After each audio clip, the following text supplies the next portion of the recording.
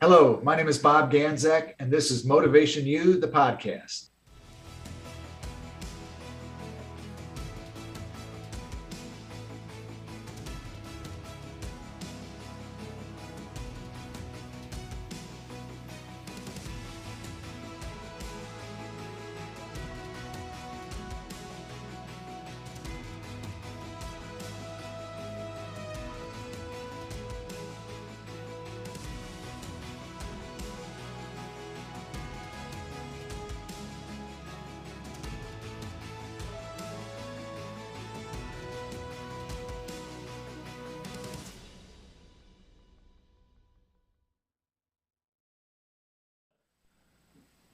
Welcome to Motivation U, the podcast. My name is Bob Ganzak, and we're coming to you live today from a variety of places, celebrating St. Patty's Day. There we go. My grandparents were born in Ireland, and so my mother was 100% Irish, and I try to celebrate my mom's life every day, but especially this day. And we're coming to you live from Spurrier's Gridiron Grill, where my guest, Jon Rappa, is. Welcome, Jon. Thank you. Thank you for having me. Here with us. Yes, thank you for having me. I'm blessed to have you here. Thank you. And Spurrier's Gridiron Grill is at Celebration Point in Gainesville, exit 384. If you're traveling up or down I-75, please stop in. They're open Tuesdays through Sundays now. Incredible food, incredible atmosphere. The museum is incredible. So please do that. Jon, welcome. I am glad you are here. And first of all, thank you for the service that you give to our community and that you've dedicated your life to, and that your family also, dedicates their time to share you with us. So, well, tell us a little bit about yourself, what you currently are doing, and what your life is about at this moment. So, I currently work for the Gainesville Police Department. I've been in law enforcement. Well, it's funny, I started off, and I tell the story because I teach interview and interrogation courses throughout the country. And so I start off normally when I tell a little bit about myself to my classes, I talk about my loss prevention days. And I started out working loss prevention many years ago. And for those of you who don't know what loss prevention is, it's where you're catching shoplifters basically for the company. And so I started my career off there. I was young. I was like 20, 21. I got into that. And I knew I always wanted to be a police officer. So that was sort of like my stepping stone. I got to meet a lot of the cops and things of that nature. Well, at some point, I got promoted. I'd been there for a while, and I started taking life a little more seriously. And so I got promoted, and I became a key store investigator. And part of my job was to interview dishonest employees. So it was no longer just catching shoplifters. It was also to do internal theft.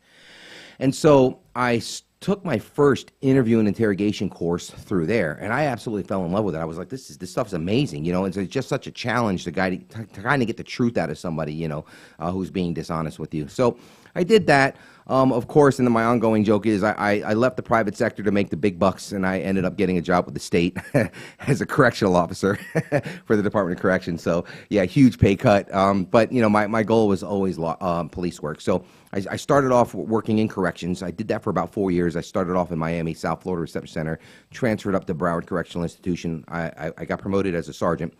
And then 2001, my dream, and I'll say my dream because I've wanted to be a cop since I was a kid. Probably 14 years old is the first time that I really entertained the idea. And so became a cop in 2001. I've worked for two different police agencies. The Lighthouse Point Police Department, very small agency down in South Florida. And then, of course, I came up to Gainesville in 2005. And I've been blessed to work all kinds of different aspects of law enforcement. Obviously, patrol officer.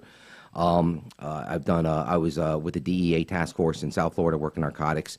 When I first came up to Gainesville, nobody knew me, so I did a complete year as deep undercover. Nobody knew I worked. The cops, I couldn't tell the cops. I've been pulled over with drugs and a gun on me, and I couldn't tell them I was a cop. It was a really neat assignment. Did that for a little over a year, maybe a year and a half, and then I got introduced to the agency as somebody who was working undercover. I did that. I've been a patrol officer. I've been a field training officer. I was a juvenile detective for a while, and then I became a violent crimes investigator on our tactical impact unit, which really gave me a heck of a lot of experience. We were running and gunning, working a lot of cases.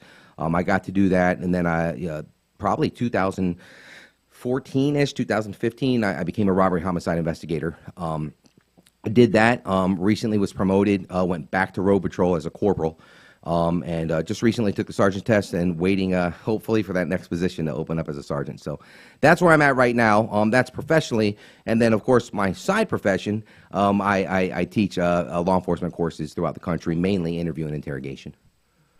Wow. So you really had nothing on your plate at all in your lifetime. Yeah, no, I try to keep busy. I want to roll back to a few things that you shared. One of them is that getting pulled over. I mean, there's probably a bunch of guys in prison that say, you know, I got pulled over for having drugs and guns in my my car. You know, how do you approach that? I mean, so really, when somebody pulls you over, because hey, yeah, I've heard this story before, right? I mean, right. You put yourself, Mr. Carnegie said we have to, you know, put ourselves in the other person's shoes, try to see things honestly from the other person's point of view. My goodness, that's got to be a volatile situation. So it's funny. I got pulled over a couple of times, and so I remember the one time. Well, I'll tell you a funny story if I can. I was. Sure. I just started the assignment, and I'd been on a month, and honestly, I thought I was horrible at it initially. I was like, I can't buy drugs. You know, a couple of people asked me, are you a cop? You know, I'm like, man, I really suck at this job. But I stuck with it, and, you know, eventually I got my groove, and I found my groove. So I get with this one kid, and we go out to Archer. This is Gainesville, right? So we go out to Archer, and I wasn't going to buy anything. I just wanted my face seen when we go buy some cocaine. It was just very small amounts. But as we're driving back, you know, I'm newer to Gainesville. I'm from South Florida. I'm not really used to the more rural areas. Leaving Archer, coming down back towards Gainesville, it's pretty quiet out there. It's, you know, especially at night. You know, it's 1 or 2 in the morning. So as we're driving by, I'm speeding. I'm going a little over the speed limit, and I'll never forget. Now, the guy I was with, and I've never seen this before because, again, I've always been a cop. I've been always on the cop side. So I've never seen this before. But he started taking a little bit of cocaine and putting it on a cigarette, and he was getting ready to smoke it. And, you know, I learned later that they call that smoking dirty. So that's what he was getting ready to do. And as he's doing that, the red and blue lights come flying up behind me. And I'm telling you, I'm a police officer. Now I know that the worst that could happen to me is I'm going to go to jail. I'm going to call my sergeant and say, hey, I just got picked up and he's going to come get me. I'm going to be okay. And I always talk about this in my courses, you know, saying that if you see somebody nervous on the side of the road, it doesn't mean that they're dishonest. They're just nervous because of the cops, right? And if I can get nervous, right, and I'm a police officer, and I'm telling you, I gripped the steering wheel hard. I had that pit in my stomach. My heart dropped. I said, I'm going to use a little cursing here in a second, but I was like, holy shit, bro, we're getting pulled over. And he's freaking out next to me. And, you know, and the craziest thing is, as a cop, to see, you know, that going on in front of you, you know, I'm always the one doing the pulling over, but now all of a sudden I see this, and I look at him, he looks at me, and I'm like, oh my God, I'm gripping the steering wheel, I'm nervous. Well, the cop flies around us. I guess he's on his way to another call. We thought it was for us. And the nervous laughter, both of us started laughing. I look over at him, I go, oh my God. He goes, man, I was fixing to eat this shit. I'm like, oh no. So, yeah, you know, it's crazy to be on the other end of that. And then of course, the one time that I did get pulled over, I remember getting pulled out of the car. Now, the sheriff's department here has a policy, from what I understand, that when they do their traffic stops, they pull people out of the car, right?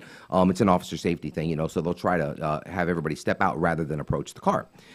And so when he did that to me, I wasn't used to that because I was a cop in South Florida and we didn't do that. And so initially, immediately I said, oh my God, this guy's going to search me. So I remember I called my boss. I was on my way to his house. We had a meet location where if I bought drugs at night, I would drop off the drugs and we'd photograph it, do all of that, and then so forth. So I was on my way to his house and I got pulled over. And so I remember throwing my phone down. This is before all the texting. This was like 2005, 2006. So I remember I had a Nextel, and I threw my phone down because I didn't want him to think I was on my phone scheming anything. In the back of my mind, I'm thinking, okay, I got to play this cool because I really don't feel like going to jail tonight. I don't want him searching me. So inside I'm nervous, but as a cop, I knew how to control myself. I know how to, to say the things that aren't going to get him so, amped up or excited or suspicious, if you will. So, we had a conversation on the side of the road. Really nice guy. I have no idea who it was. To this day, I don't know which cop it was. I probably worked with him 20 times after. I just don't remember who it was, but I remember him pulling me out, asking me about the car. It was a lease vehicle. I told him what my cover story was. I had an identification that the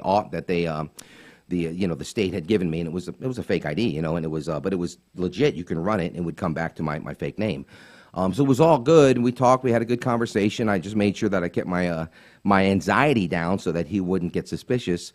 And then he cut me loose and said, all right, have a nice day, gave me a warning and so forth. And I said, wow. Called my boss and I said, hey, man, I'm good. He just let me go. He goes, I just put my shoes on. I was getting ready to bail you out of jail. So, yeah, man, it was a wild experience. I got to do a lot of cool things, So I'm glad I experienced it. I probably would never want to do that again, but it was just a great experience at the time. So, John, our whole program here is about leadership, and as it relates to the fact that you don't have to have the name of Bezos or Musk or Buffett or to be a great leader. It's the folks like you. It's the people that live down the street from us, our next door neighbors, the people that run the Dollar General. Great leaders. I've met, through the Dale Carnegie program and being an instructor for the last 10, 11, 12 years, I've been able to meet individuals that are assistant managers at McDonald's, right? That make a huge impact on people's lives every day. And so that's what we do.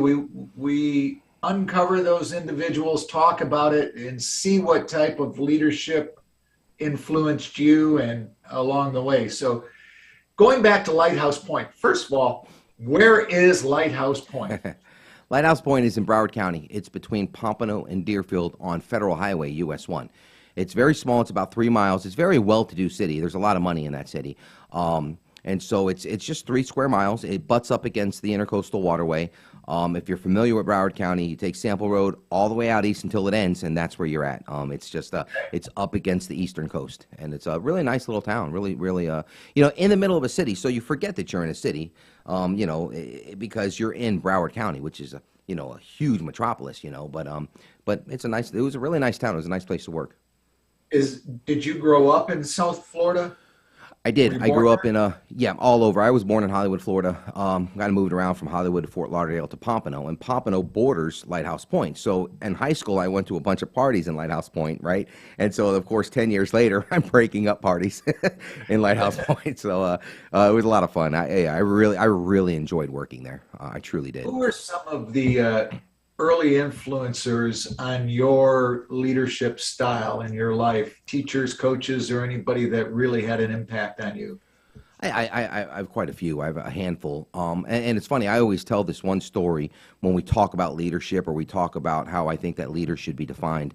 When I worked loss prevention, I had a boss, and he was a district. There was 2 of them. There was a district guy and I think a regional. I'm not 100% sure what his title was, but they would come visit quite often. And I'll never forget, one of the things that he said was, my job is to get you promoted. And for me, that was powerful. It wasn't my job is to make more money.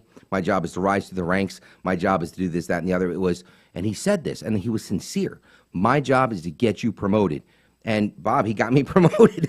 So he was sincere about it. You know what I mean? I found that career path. And so that was the private sector, obviously. That was one of the first that stuck with me. I mean, God, that's 1995, maybe 96, and it still sticks with me today. I'm going to interrupt you just a second. Sure. That's the first time I've ever heard. I mean, I've talked about leadership for 40 years. And that's the first time that I've ever heard that said that way. Really? Yeah. See, and for me, it always stuck with me because that's somebody who was invested in you. And being part of Carnegie, the book, How to Influence Friends and How to Influence People and Win Friends. Yeah, he talks about that we want to feel important, that people want to feel important, And so when you work for somebody who makes you feel that important, that's huge, And so for me, I respected that so much. And so going in the future, for me to teach, you gain knowledge as a police officer, and there's some really good cops out there that aren't teaching, and not because, some people have it to where they love getting in front of people and talking, and some don't. So, there are some people that have so much more knowledge than me, but I've been fortunate to be able to be comfortable in a crowd and learn some things. And if I kept that to me, and I was the selfish guy, I said, well, let me just clear my own cases. I'll have a high clearance rate and I'll look really good. I go back to that first teaching of my job is to get you promoted. My job is to get you better. And so as an instructor in law enforcement, I love going around teaching folks and saying, hey, man, this isn't the way, but it's a way, and it's worked for me, so let me teach this to you. And if you like it, use it. And if you don't, hey, we had a good time today, So that's just something that I've always brought with me, and maybe not to get somebody promoted because I can't do that. But what I can do is teach you and mold you, especially when I was a field training officer. One of the first things I would do, I took that same concept as a field training officer. You want to talk about a stressful position? Try to be a brand new cop your first month. It is extremely stressful. The whole world is looking at you. You're being videotaped everywhere you go. And then you have some guy sitting in the side of your car, criticizing every little mistake you make to get you better, right? And so I know how nerve-wracking it is. And I used to tell all of my trainees, my job is not to fail you. It's to get you through this program. So the same mindset, if you will. And I think I just kept that with me my whole career. So, when I went through your resume on LinkedIn, your LinkedIn resume, and people can find you there at Jon, yes, Jon Rappa, Rappa. Yes, sir. When I saw the name Burdines, I'm like, well, there's a name fast, right? Yeah. So you started, where did you start your, somebody asks you rhetorically, where did you start your law enforcement world? Well, I started at Burdines. Yes, yeah. Yeah. And so, that's an amazing journey. How did you get to Gainesville?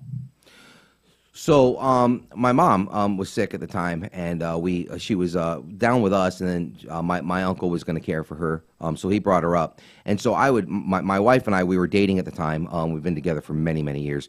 We would drive back and forth from South Florida to Ocala to go visit my mom and visit my uncle, and we probably took that trip once a month, and I fell in love with North Florida, and especially, Ocala's really built up over the years, but especially back then, in the late 90s, early 2000s, because we grew up in South Florida where it's very busy, and then you come up to where we live outside of Gainesville, more the quiet areas, and I just fell in love with it. And so, I considered it. It's funny, when I worked for the Department of Corrections, I got promoted to sergeant, and I put in for a transfer to come to Ocala. And while I was waiting for that transfer to go through, I got a call from the Lighthouse Point Police Department, asked me if I was still interested in a job that I applied for earlier. And so I literally had already moved all of my stuff to Ocala. I was living in an empty apartment waiting for my transfer to go through, and then I get the call, and I had a friend that worked at Lighthouse Point, and he said, man, they're ready to hire somebody now. Well, that was my dream, to become a police officer ever since day one. So I was like, we'll stay. And so I did, and we stayed for about 4 years, and then 2005, I made a decision to be closer to my mom, be closer to my uncle, and just my son was a lot younger at the time. He was 2, and I had my other kids, and I wanted to raise them up here as opposed to there. So we did, and then we finally just pulled the trigger and moved forward.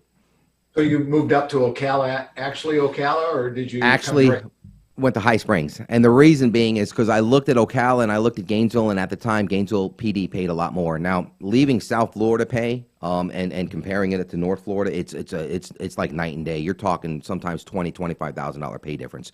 So I knew I was taking a huge pay cut, and of course the potential, because the step plans and so forth, they top out pretty well down in South Florida. It's more expensive to live, but they still top out more. So I didn't want to take too much of a pay cut, and so I looked at Gainesville. And Gainesville, they were paying halfway decent for not great, nothing compared to what I was making in South Florida. But I figured if I'm going to take a big pay cut, why not take a $20,000 pay cut instead of a $30,000 pay cut? And so that's what I ended up doing. So you're listening to MotivationU, the podcast. My guest today is Jon Rappa. And if you have a question for Jon, please just type it in the little, comment section on Facebook, and Evan will get us the question. We're on, I don't know, like 39 different formats for this podcast. You can find us on Spotify, Apple Podcasts, I don't know all of them. YouTube, Facebook, it's any place you go to find a podcast. You can find our podcast there. MotivationU, the podcast, is what it is. We're coming to you live from Spurrier's Gridiron Grill. right in. Now, John's inside the coach's podcast room. I'm sitting in my office in Valdosta, Georgia, and we're having this conversation. So, John, going back to your career, what was the shift like when you added Fort Lauderdale Police Department to your life, if I'm not mistaken? Is that correct? Or No, no. I think when I worked I worked out of the DEA office in the Fort Lauderdale Field Division, I believe. When I was assigned, so I was still a police officer with the Lighthouse Point Police Department, but I was assigned, attached to the DEA task force, and that was located in Fort Lauderdale. all right, and there are so many dynamic areas down there that have different personalities. Yeah. You can go from the elitist of elite to the baron of challenges. Absolutely. And yeah. What was that like, patrolling that area, and how did you conduct yourself to be able to relate to each individual on the street that you came across? That's a great question. So let's talk about that. So let's talk about all the experiences, not just Lighthouse Point, because Lighthouse Point was very rich and very well-to-do. But coming up to Gainesville, you have higher-end income, you have lower income, right? So I've been able to work in diverse areas, between South Florida and Central Florida, North Central Florida, and very diverse areas when it comes to socioeconomics and things of that nature. And there is a difference. But let me tell you something. The one thing that I learned, which I think made me, which has kind of got me to, where I am today, as far as, the reputation that I've received out in the streets and as a police officer, is I've learned that whether you're a multimillionaire or you're a homeless guy kind of hanging out on the road, really going through a rough time, you treat everybody the same, and that's the one thing that, when you keep that same, my policing style never changed, is what I'm saying, so there's proactive and reactive policing. And proactive policing, essentially, when you hear the term proactive policing, that's when you're out there looking for guns, warrants, drugs. You're looking for those things to prevent crimes. You can't measure it because you don't know you're not time cop. You don't really know what you prevented. But we know that if we get guns off the street, if we get somebody with a warrant, if we get drugs off the street, that we're preventing crime, right? And just being there with the red and blue lights. So proactive policing to me is huge. And, over the last several years, a lot of agencies across the country, because of what's been going on, kind of went away from that. Well, you see some of the crime rates go up. So for me, I was always a proactive police officer, but it didn't matter whether I was in a high-income neighborhood or in a low-income neighborhood. I was going to do the same. I knew that I was going to make the same amount of traffic stops, the same amount of citizen contacts. I was going to treat everybody the same. For me, when you can figure that out, you're comfortable dealing with people from all walks of life. That's when you truly become a successful police officer, in my opinion. And that's the thing that I think helped me out as far as my interview skills. When I became a detective, I was very comfortable dealing with people in all walks of life. Doesn't matter if you're a dentist, a doctor, a lawyer, a contractor, a drug dealer, a gangbanger, a guy, living on the streets. It doesn't matter to me. I'm very comfortable talking to anybody. And as long as you treat everybody with respect, you're always going to get that respect back. Now, don't get me wrong. Not everybody's going to respect you. I'm a cop. Some people hate my guts just because I step out of I've been cursed out. And my ongoing joke was I'd get out of the car and start getting yelled at. I'm like, give me a chance to screw this up. You're yelling at me. I haven't screwed this up yet, So, that's going to happen. But I think for the most part, when you show people respect, not only does it help you later on, but it really does pay a better light for the police departments in general. But it really helped me out during my interviews because I got to the point where I was able to put somebody in the box, we call it, put them across from me and just connect with I've sat there and connected with people from all walks of life. And in order for me to reduce resistance from my offender, to get them to open up and tell me the truth and talk to me about what they did, you really have to connect with people. And if you can't do that, you're not as successful. So I love the question that you ask. I think it doesn't matter where you work, where you patrol, whether it's a rough area, high crime area, or where I was bored out of my mind because, the palm trees are swaying, the salt water smells it beautifully, it's great, but I'm just bored out of my mind. Didn't matter. When you treat people and you police things the same way and you treat everybody with respect, you learn how to connect with folks from all walks of life, you're so much more successful in anything that you do. Forget police work. If you're a boss of any company and you can connect with everybody that you work with, more people are going to respect you on the floor. The people that you work for, we've all had those bosses that just don't know how to connect with folks, right? We've all had that. And so, but we have had the bosses that can connect with people. And those are the guys you want to work for, right? It doesn't matter where you work. I've been in the private sector before. I knew who I wanted to work for, and I knew who I didn't want to work for. And it's the same thing. So that was a great question. I hope I answered it. Yes, you did. You did. I went to the University of Detroit, criminal justice major. Okay. Had great professors. And I remember one of my professors telling me, it's not that there's no crime in the rich areas, it's that the crime is different. It is. It is more visible in other areas. Yeah. I volunteered, volunteered at a hospital one summer that was where they did all of the drug rehab, Herman Kiefer Hospital in Detroit at that time. And I noted that most of the kids coming there were from the suburbs. Yeah. Your mindset going to the University of Detroit and living in the city, sure. Your mindset is you're going to see the kids from the city, and you didn't. The life was different. When I worked deep undercover, I was buying drugs from college kids, and I don't mean little bits. I mean lots, trafficking amounts of drugs from kids who are going to college, from kids whose parents have money and sent them to college. One of the biggest, and I talked earlier about being proactive, and I think being proactive, is extremely important. I know throughout the years, especially the last 4 or 5 years, we've gone away from that, and a lot of agencies have, or they've scaled back on it just because of the perception of going out there and, just harassing folks, if you will. But proactive policing is extremely important. It's how you keep the crime down. One of the biggest drug arrests that I made when it comes to ecstasy was from a 16-year-old kid whose parents sent him in South Florida, a 16-year-old kid who was loaded. He was driving a BMW, and his parents sent him off to a really expensive private school. He was a private school student, right? But I pulled him over, and there were bags of ecstasy in his car, right? He was 16 years old, right? He did not need money. He didn't have the want. He didn't have the need for the money. He had the want for money. He didn't have the need, right? This kid's parents gave him what he wanted. They sent him to private school. He had a BMW. The kid was loaded, 16 years old, probably at least on a traffic stop, just a routine traffic stop where somebody wasn't being targeted. It was, what I mean, like an investigation, just a routine traffic stop. The biggest ecstasy arrest that I made, and it was from a 16-year-old kid who came from big money. So the reason probably is what you said. His parents gave him everything. Everything, yeah. So it doesn't matter, rich or poor. Go ahead. I'm sorry.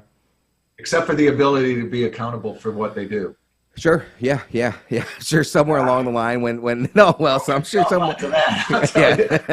Yeah. Absolutely. Yeah. That's a huge part of the things that we talk about, and accountability. And, the accountability and just. Leadership as a parent. Yeah. I mean, John Wooden once said, the great basketball coach from UCLA, said, don't do for others what they can do for themselves. Sure. Yeah, absolutely. We as parents, and maybe not your generation, but my generation, we wanted to do everything for our kids. We wanted to, everything, and we didn't help them develop the abilities to do things for themselves. So sometimes we're going to take a quick break here. Yeah. Take a quick break. It's about 3 commercials, and when we come back, I want to jump into some of the things that you touched on there as far as the interrogation, and also the family emotional side of being a police officer. If you come back. Okay. This is MotivationU.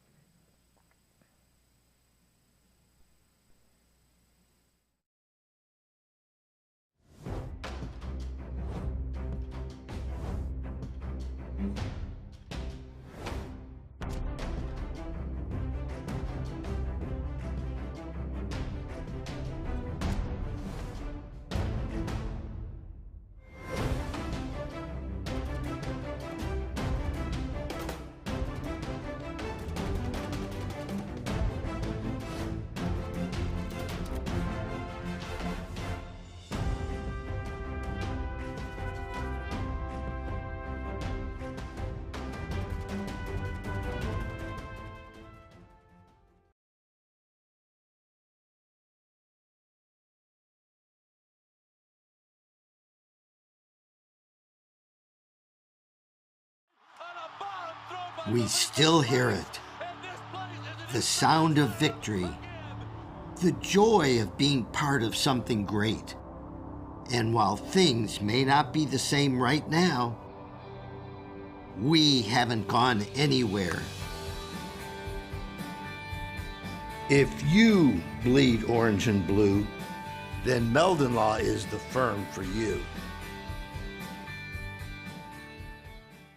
Looking for more reasons to celebrate? We have them here at Celebration Point. Enjoy some of the newest additions to our already celebratory lineup, like Dave & Buster's, Les Macarons, and Prime and Pearl. There's always a reason to celebrate. Join us anytime for any occasion. Celebration Point, where Gators come to celebrate. Hi, Steve Spurrier here. You know, making a reservation at my restaurant is easier than a Saturday afternoon homecoming game against Vandy. You don't have to call or email. Just go to spurriers.com, hit the reservation button, pick a date, a number of guests, and a time. It's so simple, I can do it. In fact, I just did. Maybe I'll see you tonight.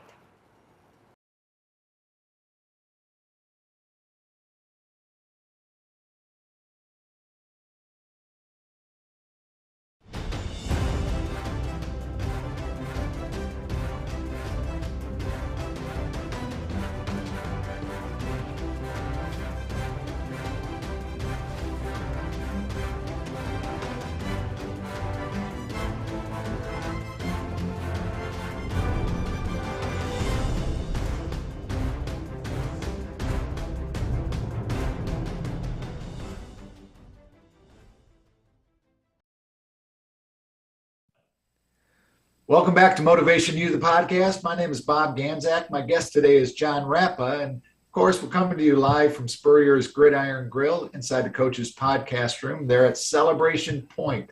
What an incredible place that has been put together. Svein Dirkelbotten, the gentleman that has put together Celebration Point, along with his incredible crew, Sean McIntosh and all the rest of them. Just absolutely love that team. Jen Tiener, we love working with them. So on the break, Jon and I were talking about just how I got to know him. I gave a talk at Lake City Medical Center, and your wife was a nurse there, if I'm not mistaken, or she was an administrative coordinator at the office.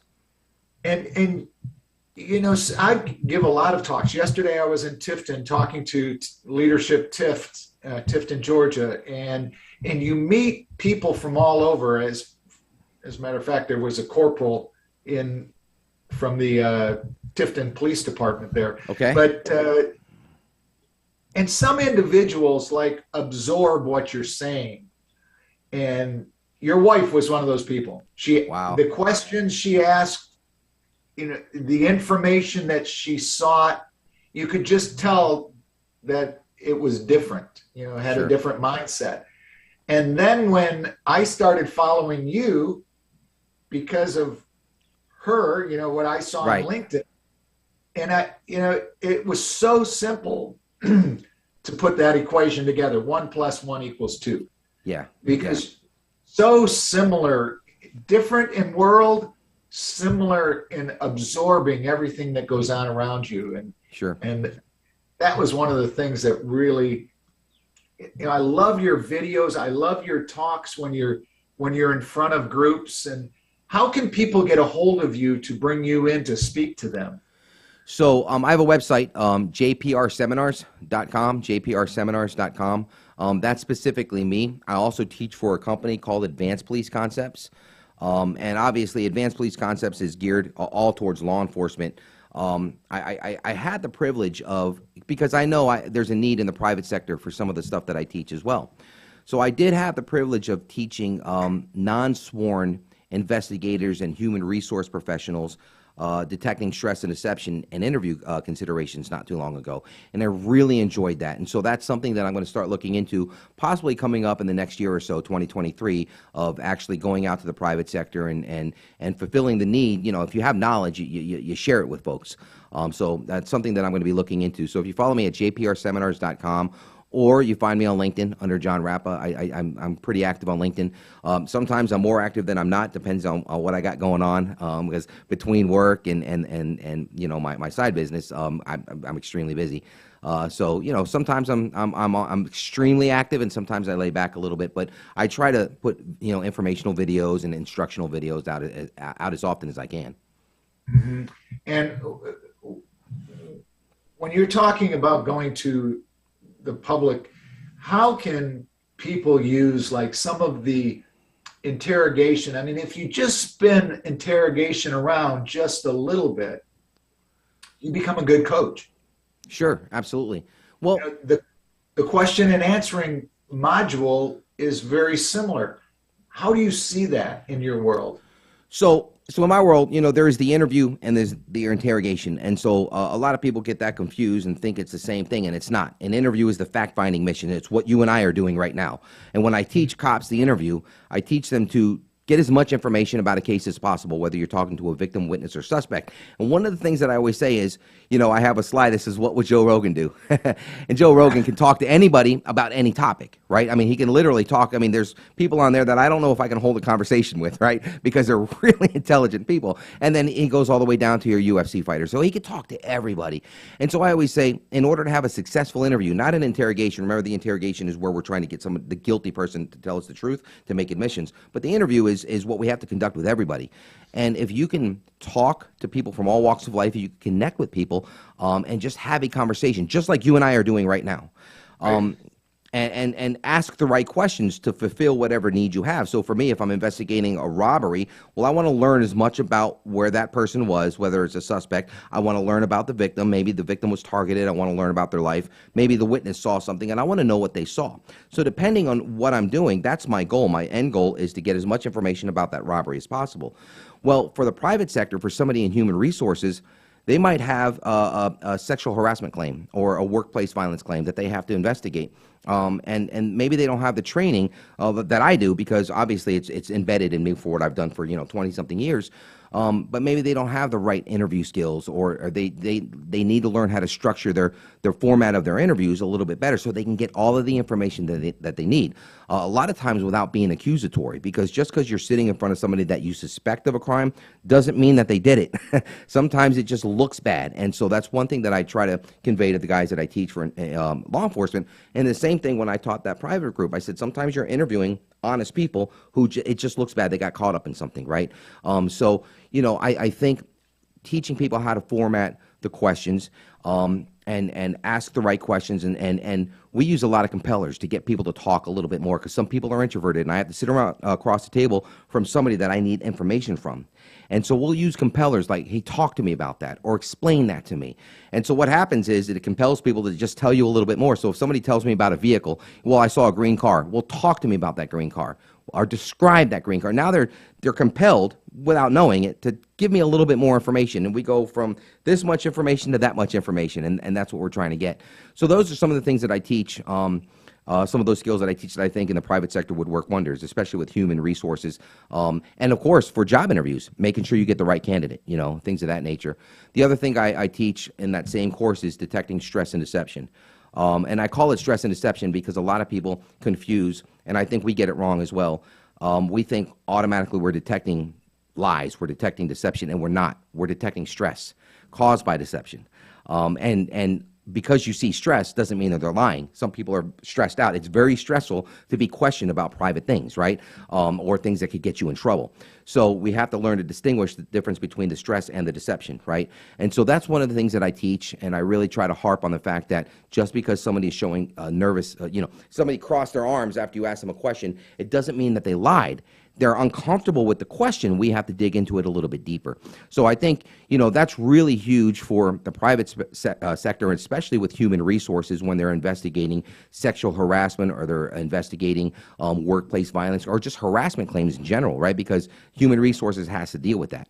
Or the personnel services division, or whoever is in charge of that for your company. So I think that's the route that I'm trying to take. Again, I had an experimental class. I wanted to see if I could do it, and they loved it. it. Sometimes they're more appreciative than the cops are, and I'm like, and they really, really liked it. So I said, I think in 2023, this is the kind of direction that I'm going to start moving into. I'm always going to teach my law enforcement brothers and sisters because I love my job. I love my career. I love what we do. And I think it's extremely important. Without us, there'd be anarchy running around. So I will never give that up. But I do want to kind of lend what I have to the private sector as well. For many years, I was in the broadcast radio industry, and I taught salespeople. And salespeople, the people I taught probably know this, is that the questioning model that I used was from law enforcement. I had known a number of law enforcement people, and just, when you go in to see a client, you're not interrogating the person. Right. But if you walk in with a he's guilty attitude, you're not going to get the truth. Absolutely not. Everything you ask is going to be pointed towards making him guilty.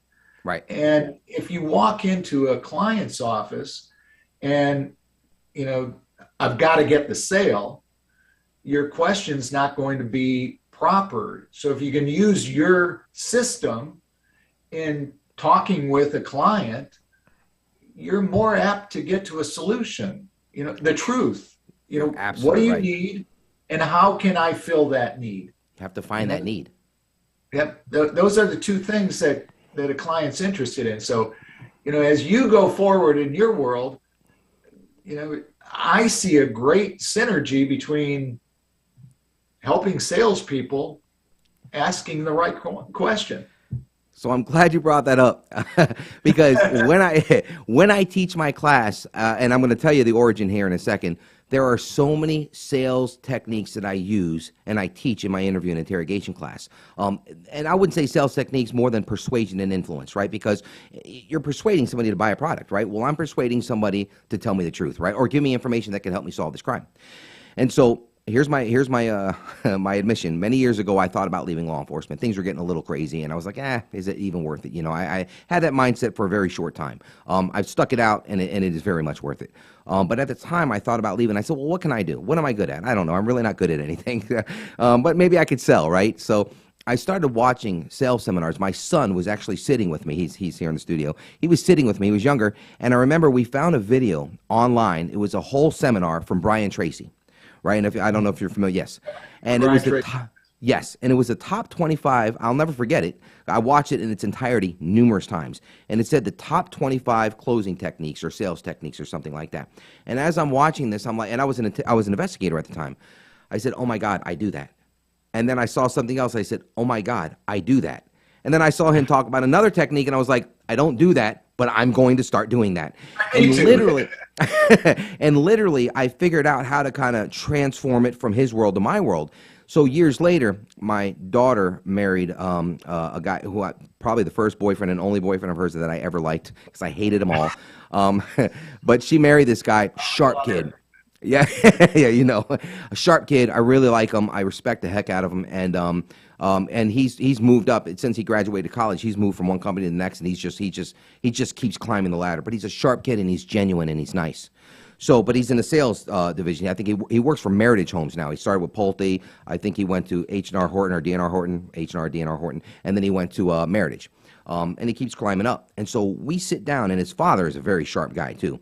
And sometimes we'll sit down and we'll talk about his techniques and then his presentations during the sales and my presentation during an interview, and they're identical. And I've picked so many things up from him that I'm like, I'm going to start trying that out. I'm going to start I'm going to start using that persuasion tactic just to see if I can get people to open up to me. And my God, it works. So when you talk about the synergy, the parallels between the two, that's something else that I've considered moving forward in the past, persuasion and influence for the sales world. Because if I can convince, and this is what I always said, if I can convince somebody who is resistant, that doesn't want to tell me what they want to tell me, the truth, a guilty criminal suspect, where it could affect the rest of their life, and I can finally persuade them to come to my side and say, hey, talk to me about it, without pressure, without lying, without all that other crap, the garbage you see on TV, just sitting there and persuading people, I know that I can persuade other folks to buy really interesting products, you know. So it's great that you said that, because I'm telling you, if you look at half my course, it's what I picked up in the sales industry. You know, the stuff that I'm ethically and legally allowed to use, where I'm not pushing anybody into something, because I don't believe in false confessions. I don't believe in I don't interrogate innocent people if I don't know that they can, you know, unless I have evidence to show that they committed a crime. I'll just do an interview, get the information, and cut them loose if I have to, you know, until we develop what's called probable cause. But that's a whole nother topic. A whole nother day for that. Yeah. Do you happen to know Stacy Edel? Oh yes, yeah, absolutely. From the University of Florida. We worked at UF. Yeah, Lieutenant. Yes. Absolutely. Yeah, him and his buddy Keith Smith, who owns Blue Sentinel Group. Yeah, he actually taught me at the academy, not at the academy, but at a couple of classes in the academy. Stacy is. I met him in St. Augustine. He and his wife were living in St. Augustine and their family at the time. I'm not sure where they are now, but he and his wife ride their bikes all the time, and I used to ride my bike all the time, and just crossed paths. Found out, you know, that his wife and I were from the same general area in Michigan, Sure. But Stacy shared with me, you know, so many things that he does as a public speaker also. Right. He's phenomenal. And you know, you have that same skill set. You know, where did you develop that ability to get out in front of a crowd and talk? I don't know. I really don't. I mean, I remember being a kid, and listen, I wasn't the best student. I was a class clown, and you know, so I that was just me. I was a talkative kid. I didn't shut up. I'm a talkative person. You know, I can get in the crowd and just start talking to folks.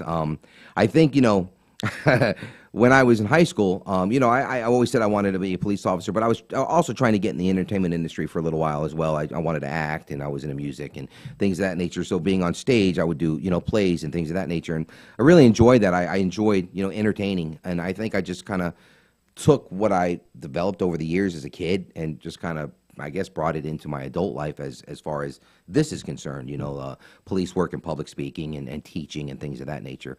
That really... Yeah, I think it's helped me out a lot. So I'm not really sure where I developed it. Maybe my time as a class clown. So if you have a kid who's a class clown, maybe don't be so hard on him. You never know where it's gonna. It worked out for Kevin Hart, you know. So yeah, that's true. You know, that's yeah. That is true. You know, we my world is the Dale Carnegie world. So we teach 8-week classes on building confidence, people skills, communication, leadership, managing stress, worry, and those type of things in our lives. As a matter of fact, we have another class coming up. It's a good time to plug that. Coming up, Gainesville, April 26th at Hotel Indigo. People can sign up at jacksonville.dalecarnegie.com. That's jacksonville.dalecarnegie.com, and sign up for the class coming up in Gainesville. There's one coming up in Lake City also. But I mention that because, you know, I've done so much work with law enforcement in different areas. Columbia County Sheriff's Office, Sheriff Hunter is a big supporter of our program, taught many of his deputies, a lot of the people that have gone up to captains and majors, and under Sheriff Lucas and everybody else through their JSO, St. Johns County. It's amazing to me that more police departments do not utilize organizations like ourselves to develop people. I mean, we used to, I think we still do extensive training at Quantico for the FBI. Right. And what is it that holds people back in the police departments from going out and doing those type of things? You know, it could be, it could be one of two things. I don't know. It could be, you know, some agencies are, you know, they have budgetary constraints. But maybe not only that, maybe they just don't know. Maybe they're just not, you know, the people in charge of training, the people who are you know, in the administrative aspect of the agency, maybe they just don't know. They just don't know I guess all the positive things that could come out from learning training programs such as yourself. I mean, I love it. Now, let me tell you what we do at Gainesville Police Department. Every year we have a leadership academy, and as you were talking about this, we'll talk when the show is over. I started thinking in the back of my mind, man, you would be great for this. We have this leadership academy, and I went to leadership academy I think it was 20, what are we in, 22? I think I went in 2019 is when I graduated. So once a month we'd have a full day class for the whole year. And we would learn different leadership skills. And so we would have people from the private sector or from other agencies come and give a speech that day. So today our guest is this person, or, February our guest speaker will be this person. And it was really good to hear other folks, other perspectives of leadership, not just from the government sector, because I'm going to be honest with you, sometimes the government sector doesn't get it right. They really don't, because in the private sector, you better lead your team, or, you may not be you may not have a job. Yeah, you got to go. It's hard to get fired from the public sector, from the government sector, unless you really mess up, So, unfortunately. Congress proves that to us. Right. Every day.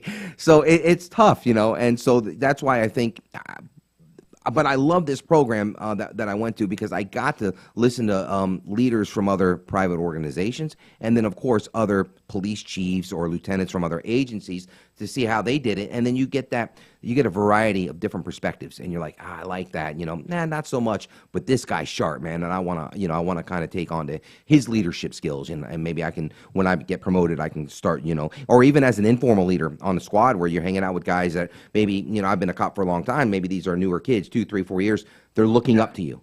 They're looking up to you, and they want to see what you're doing, how you're talking to folks on the street, how you handle calls, how you handle critical incidents. Somebody's barricaded. What are you doing? Even proactive policing. How are you finding drugs and guns and warrants when other guys can't? Well, this is how we do it. So they're looking at you, So it's really good to kind of really get a variety, just a plethora of different people and different ideas and different leadership. So I love that. Maybe you and I can have a conversation afterwards for the next year's Leadership Academy. We'll talk. I'd love to. Yeah. One of the things when you mentioned that, and I try to stress that to people, you don't have to be a CEO, a manager, a leader, or top of the food chain in order to be a great leader. Because as you say, how you might handle situations, or let me go one step further and say how you talk about your profession, what you do to prepare to be the best at what you do. Right. Is what some of those young people are looking at too. I mean, I look at a guy like it's almost you get tired of saying his name, but I look at a guy like Tom Brady. I don't care if you're an athlete in any sport. I would want to go investigate how he prepares every day. Sure. For the challenge of what he does. I don't care if he plays football, baseball, basketball, golf, or whatever. Right. If I have a young athlete, I want, he goes to the nth degree of what you eat, right, how you take care of your body, how you take care of your mind. It's more than just playing the sport. Yeah. We got about 6-7 minutes to go here. One of the things I do want to touch on is we have gone through 2 years of COVID. Yeah. It seems like the last 3-4 years of our lives, police officers have been targeted either physically, mentally, emotionally, in the news, in the media, whatever. How do you deal with that? Your wife's not in law enforcement, though she is in law enforcement because she's married. In it. Yeah, she's in it. She's invested. How do you deal with that in the house? How do you deal with the stress and moving forward in a short period? Give me your thoughts on that, John, please.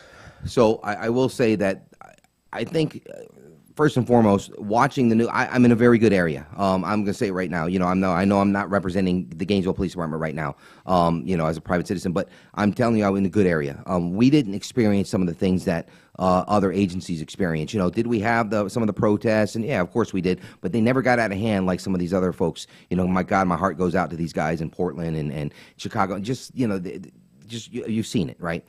So we were very fortunate. Now, you saw it on the news, how much everybody hated our guts. I still got to scroll on Facebook how much everybody hated us, and so, my daughter's away in college or at the time, and she's looking at it, and she's like, Dad, what's going on? So, there's just, it did really weigh you down a little bit mentally. And I talked to you earlier about, I thought about leaving for a while, but then I said no, because I love this profession. It's what I do, and we do good work. And the lies that the media is perpetrating, it's just not, it's not real, and that's another discussion. So I really, for me, I had to put the news away for a little while and stop reading certain, the social media, the negativity, right? That's one of the things I had to do. And the other thing I did was, I have a family. I invested in my family, just emotionally invested in my family, you have to have a hobby, my son and I, before we came in here, we hit the gym together, and him and I have been working out together for years. My wife, we'll do family things, maybe we'll go on the boat, we'll go fishing, we'll do, just different. I think invest in your family, and you need a stress reliever. And if you don't have a stress reliever, it's going to eat you alive. And our job can be stressful. Don't get me wrong, whether you're at a good place or a bad place. People don't realize all you see all day long. Nobody's calling me up to say, hey, you want to come over and have an ice cream cone? That's not happening. They're calling me at their worst moments. And when I show up, whether I'm getting yelled at, or even if I'm not getting yelled at, whether they're just experiencing something really bad, it's playing with your mind. And if you don't have an outlet, man, it will eat you alive. So that's something that I've learned over the years. For me, I find solace in my family, my kids, my wife, and and we do a lot of things together, and so that's for me. You have to have an outlet. I used to love watching live PD when they allowed it to be on the air. When they allowed it, yeah. Which is one of the saddest things that, sure, that this last few years have given us. But what you just touched on there was you were able to see, the emotion of those people. Because, sure, when you're riding in the car, the camera's there. Right.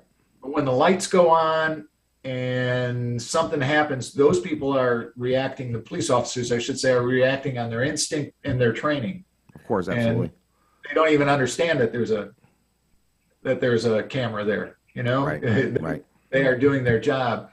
And I still claim 99.9% of every single police officer is doing the right thing.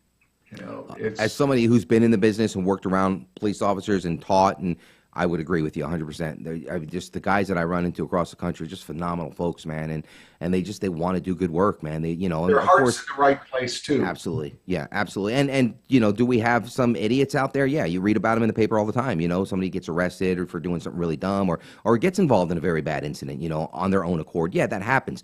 But, one thing I always say is, listen, brother, we nationwide, and I don't know what the numbers are, but we're responding to 1 billion calls a year nationwide, 1 billion.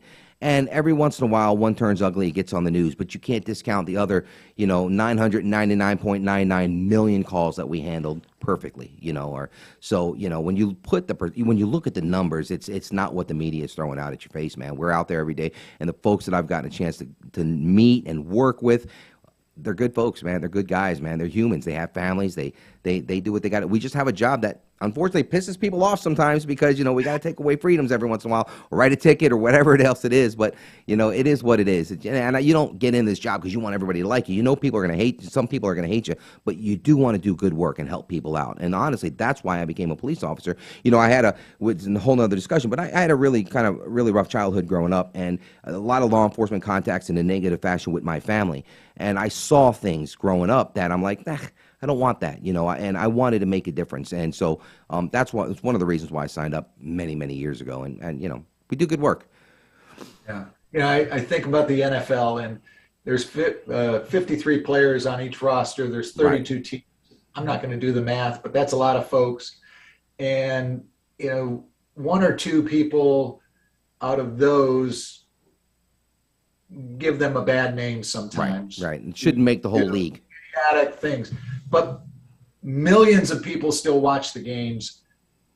Thousands and hundreds and thousands and millions of people go to the games, spend a lot of money to see it. They don't let that happen. So, and the idiots that do idiotic things in your profession are a lot smaller of a number than is in the NFL, so we need to start looking at the big picture more. But always look at the numbers, man. The numbers can't lie. John, I really appreciate you being here. I'd love to have you back. I appreciate it. There's so many things that we left on the table that we didn't discuss. We can do it again.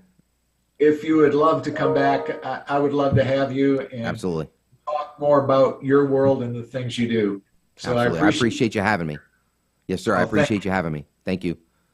For our great producer, Evan Miller, my name is Bob Ganzak. This is Motivation U, the podcast. Thank you very much.